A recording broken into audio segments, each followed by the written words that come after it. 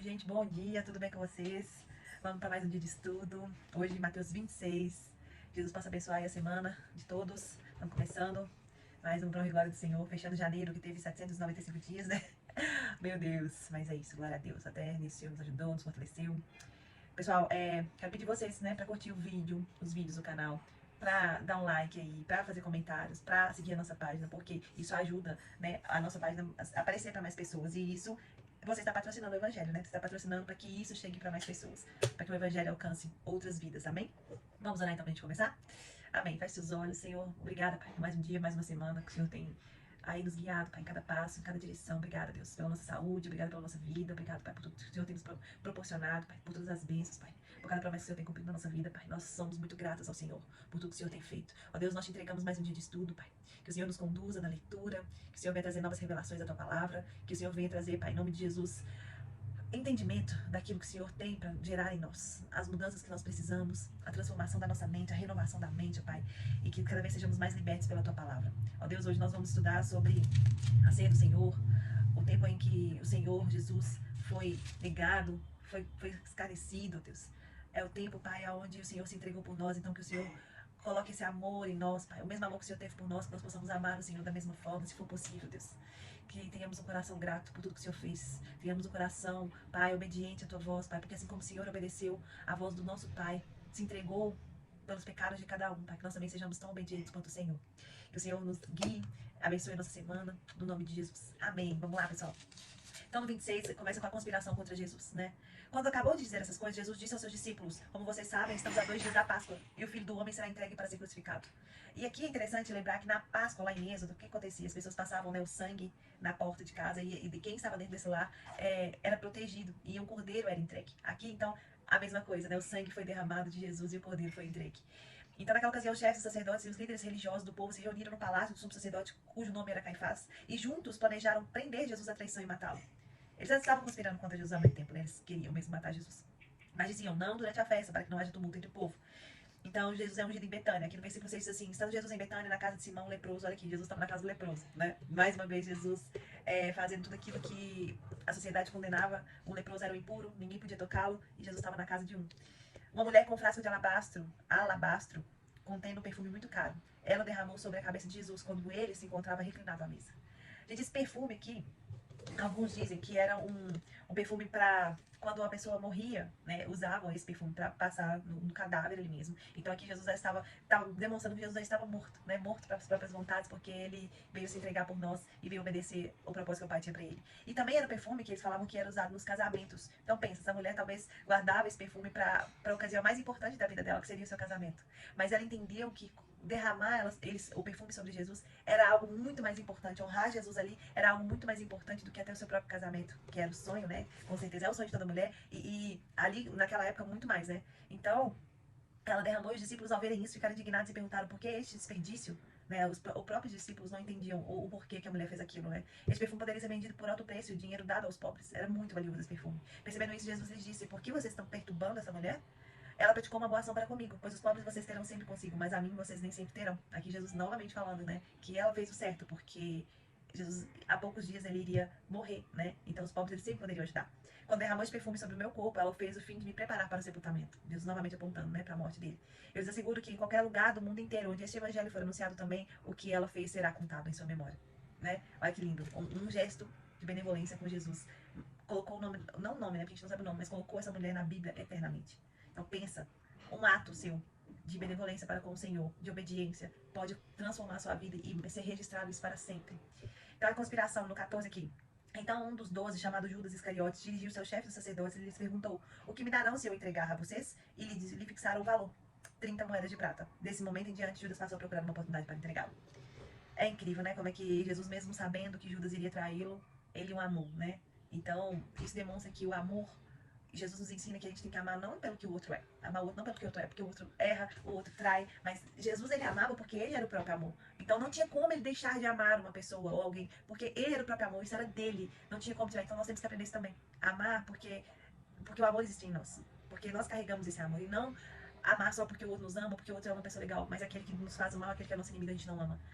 É difícil, é claro, mas é isso que Jesus nos ensina. Então, na ceia do Senhor, aqui no 17, diz assim: no primeiro dia da festa dos pães sem fermento, os discípulos dirigiram-se a Jesus e lhes perguntaram: onde queres que preparemos a refeição da Páscoa? Ele respondeu, dizendo que entrasse na cidade, procurasse um certo homem e lhe dissessem: o mestre diz, o meu tempo está próximo, vou celebrar a Páscoa com meus discípulos em sua casa. Os discípulos fizeram como Jesus lhe havia instruído e prepararam a Páscoa.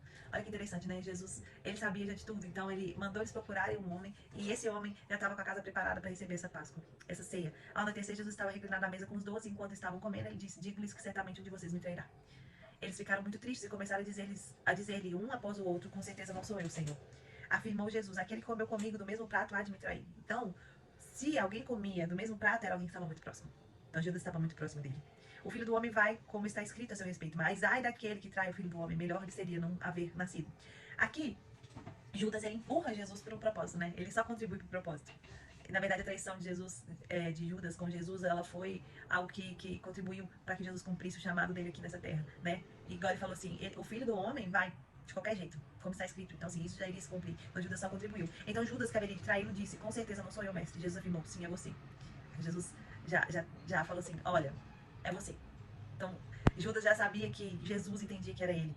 E enquanto comiam, Jesus tomou o pão, deu graça e partiu, e o deu aos seus discípulos, dizendo, tomem como, isso é o meu corpo. Aqui, né, é o que a gente faz na Santa Ceia, né, o pão representa o corpo, e em seguida tomou o cálice, deu graça e ofereceu aos seus discípulos. É muito lindo, né, Jesus ele pega o pão e dá graça, pega o corpo e pega o cálice e dá graça. Aqui também a gente pode entender que ele fazendo a simbologia ali da entrega do corpo dele, da entrega do sangue dele, ainda assim ele dava graças. E isso ofereceu aos seus discípulos, dizendo, bebam dele todos vocês. Isso é o meu sangue da aliança, ou da nova aliança, que é derramado em favor de muitos para perdão dos pecados. Aqui, a nova aliança é quando Jesus morre por nós naquela cruz, redimindo-nos de todos os pecados. Nós temos uma nova aliança com Deus, né? O véu é rasgado no sentido de que não há mais intermediários entre nós e Deus, né? Nós temos livre acesso ao Pai. Eu lhes digo que de agora em diante não bebereis desse fruto da videira até aquele dia em que bebereis o vinho novo com vocês no reino. Ou seja, Jesus estava dizendo, essa é a última vez que nós vamos beber até a eternidade. Beber juntos, né? Depois de terem cantado o hino, saíram para o Monte das Oliveiras. No 31 diz assim, então Jesus lhes disse, ainda essa noite todos vocês me abandonarão, pois está escrito, ferirei o pastor e as ovelhas do rebanho serão dispersas. Mas depois de ressuscitar, irei adiante de vocês para a Galileia. Pedro respondeu, ainda que todos te abandonem, eu nunca te abandonarei. Respondeu Jesus, assegure-lhe que ainda esta noite, antes do galo cante, 3 vezes você me negará. Aqui é incrível porque Pedro, ele fala que nunca vai abandonar Jesus. Só que Jesus já sabia que tudo que ele iria fazer depois. Mas é incrível que, por exemplo, não tem como a gente fazer algo por Jesus antes dele ter feito por nós. Então, Pedro, por exemplo, ele declarou aqui, mesmo que seja preciso que eu morra contigo, nunca te negarei. E todos os discípulos disseram o mesmo. Não tinha como Pedro morrer por Jesus nessa hora, porque Jesus não tinha morrido por ele ainda. Então, não tem como a gente fazer algo sendo que Jesus não fez por nós. Nós o amamos porque ele nos ama. Nós nos entregamos a ele porque ele se entregou por nós. Nós somos generosos porque Jesus foi generoso. Nós somos amáveis porque Jesus era amável. Então, tudo nós fazemos porque ele fez por nós. Porque isso é dele, vem dele. Nós aprendemos com ele. Não é nosso, não é da nossa carne.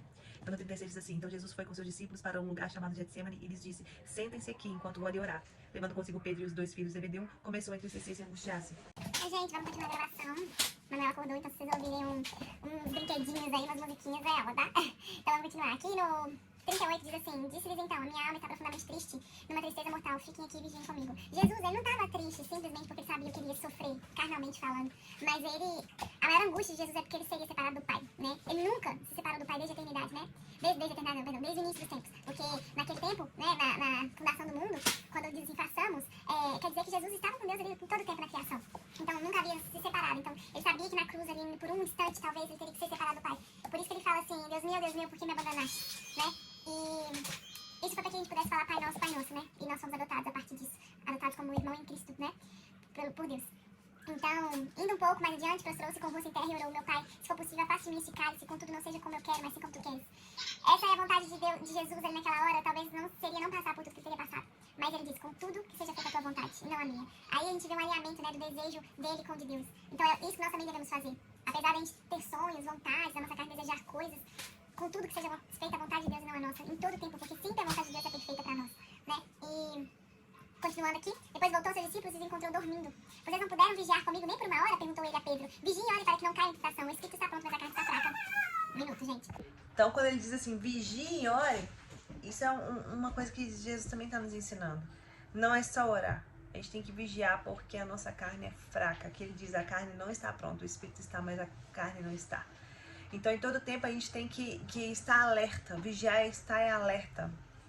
Não deixar ser enganado, não deixar cair, se levar pelas suas próprias concupiscências da nossa carne. A palavra diz que nós somos tentadas pelas concupiscências da nossa carne, ou seja, o desejo já está em nós, por isso nós somos tentados. Então, não é só o diabo que nos tenta, ele nos tenta porque já existe essa fraqueza dentro de nós, então a gente tem que vigiar, ou seja, não dar legalidade, não abrir brechas, não dar oportunidades para que isso aconteça, em todo tempo estar em alerta e orar o tempo todo. Então, e retirou-se outra vez para orar. Meu pai, se não for possível afastar de mim este cálice sem que eu o beba, faça-se a tua vontade. Quando voltou de novo, encontrou-os dormindo, porque seus olhos estavam pesados. Então os deixou novamente e orou pela terceira vez, dizendo a mesma palavra. Jesus, aqui é interessante que Jesus ora 3 vezes. Eu já tinha lido essa passagem várias vezes, não me recordava, né, que Jesus fez essa oração 3 vezes. Então, Jesus, ele pediu a Deus para que ele não passasse por aquilo, mas que todo o tempo ele estava pedindo que seja feita a tua vontade, que seja feita a tua vontade, que seja feita a tua vontade. Então essa é a nossa oração mesmo, todos os dias. Deus, que faça a tua vontade, não faça a minha, porque eu não sei escolher por mim, mas o Senhor sabe o que é melhor para mim.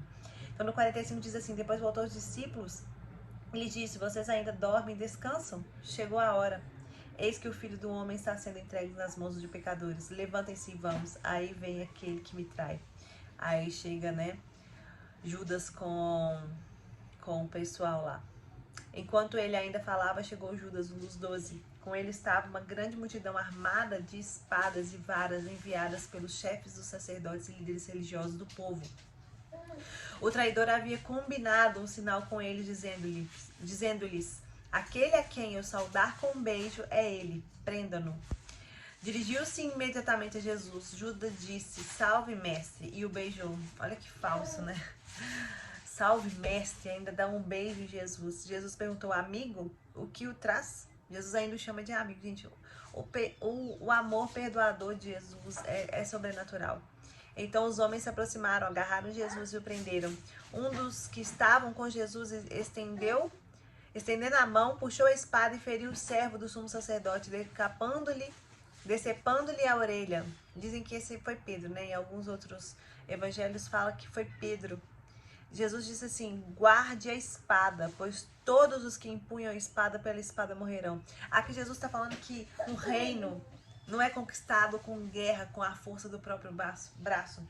Como que a gente vai conquistar? Através do reino de Deus. Não é com armas, espadas, é obedecendo e é se entregando sacrificialmente. Assim Jesus fez, assim ele nos ensinou. Ele obedeceu o Pai e se entregou sacrificialmente.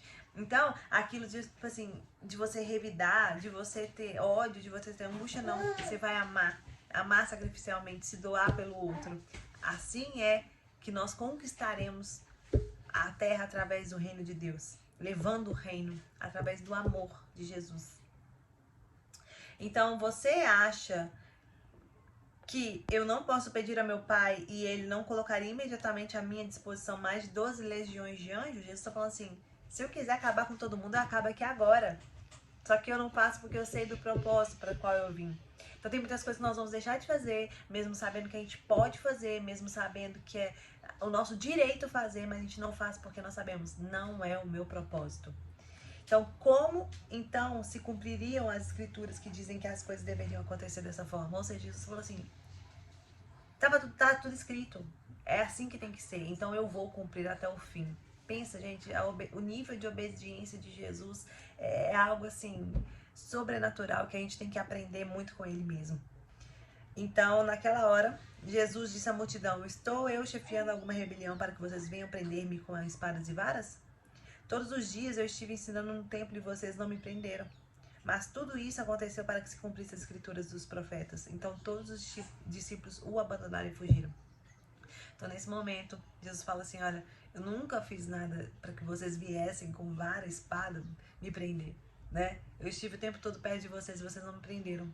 Mas vamos lá, é o que eu tenho que cumprir. Eis-me aqui, né? Então no 57, Jesus diante do Sinédrio. Os que prenderam Jesus o levaram a Caifás, o sumo sacerdote, em cuja casa se haviam reunido os mestres da lei e os líderes religiosos. E Pedro seguiu de longe até o pátio do sumo sacerdote, entrou e sentou-se com os guardas para ver o que aconteceria. Os chefes sacerdotes e todo o sinédrio estavam procurando um depoimento falso contra Jesus, para que pudessem condená-lo à morte. Mas nada encontraram, embora se apresentassem muitas falsas testemunhas. Finalmente se apresentaram duas que declararam: este homem disse, sou capaz de destruir o santuário de Deus e reconstruí-lo em 3 dias. Aqui Jesus estava dizendo que quem que é o santuário de Deus aqui que Jesus está dizendo? Ele mesmo. E reconstruir em 3 dias é o quê? Porque em 3 dias Jesus ressuscitaria. Então o sumo sacerdote levantou-se e disse a Jesus: você não vai responder às acusações que lhe fazem?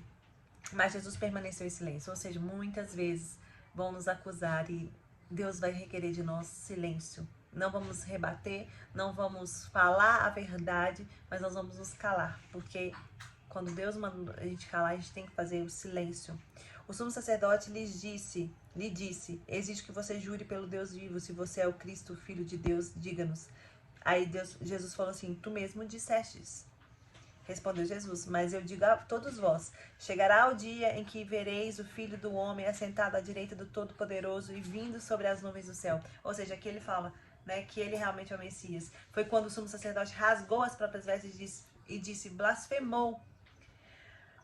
Porque precisamos de mais testemunhas? Vocês acabaram de ouvir essa blasfêmia. O que acham?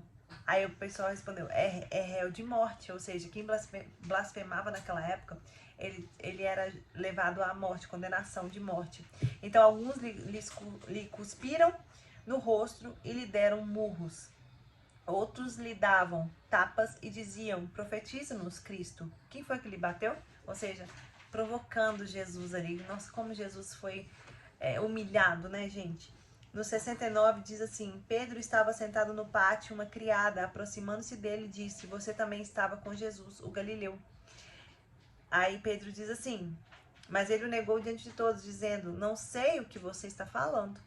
Depois saiu em direção à porta, onde outra criada o viu e disse: este homem estava com Jesus, o Nazareno. E ele, jurando, negou outra vez: não conheço esse homem. Pouco tempo depois, os que estavam por ali chegaram a Pedro e disseram: certamente você é um deles, o seu modo de falar o denuncia. Aí ele começou a lançar maldições e a jurar: não conheço esse homem. Imediatamente um galo cantou. Então Pedro se lembrou da palavra que Jesus tinha dito: antes que o galo cante, você me negará 3 vezes. E saindo dali, chorou amargamente. Ou seja, né, Pedro jurou que jamais negaria Jesus.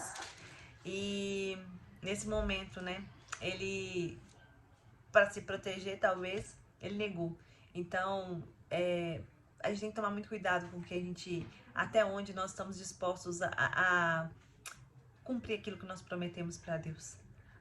Realmente, você estaria disposto a morrer por Jesus? Jesus morreu por você. Você estaria disposto a morrer por Jesus? Você estaria disposto a ser enfrentado, caluniado, humilhado, espancado, como Jesus fez por você?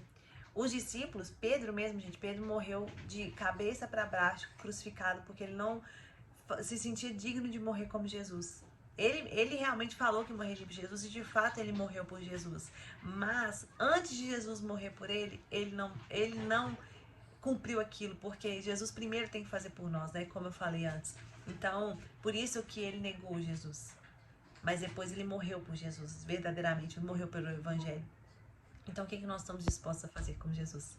E o que mais nos ensina aqui mesmo é a obediência e o amor sacrificial de Jesus, né? Que a gente possa ser como ele, aprender a ser obediente em tudo que ele nos pedir e nos entregar, servir com amor, amar com amor sacrificial a todos aqueles que nós temos que amar, né? E entender que pelo amor a gente se desgasta pelo outro, né? Não é simplesmente assim: não, eu vou fazer isso aqui porque isso não me incomoda, isso aqui é leve pra mim. Mas se passar desse ponto, pra mim já é pesado demais. O amor é assim, gente. O amor que Jesus ensina é assim: é se doar pelo outro, é se entregar pelo outro, é sofrer pelo outro, né? Assim como eu vejo hoje, né, na criação de filhos, o quanto a gente se doa, é sacrificial mesmo, porque a gente abre mão de nós mesmas, a gente abre mão de quem nós somos, do nosso tempo, da nossa energia, do nosso sono, de tudo, pelo nosso filho. Isso é um amor sacrificial. Então é assim que nós temos que ser,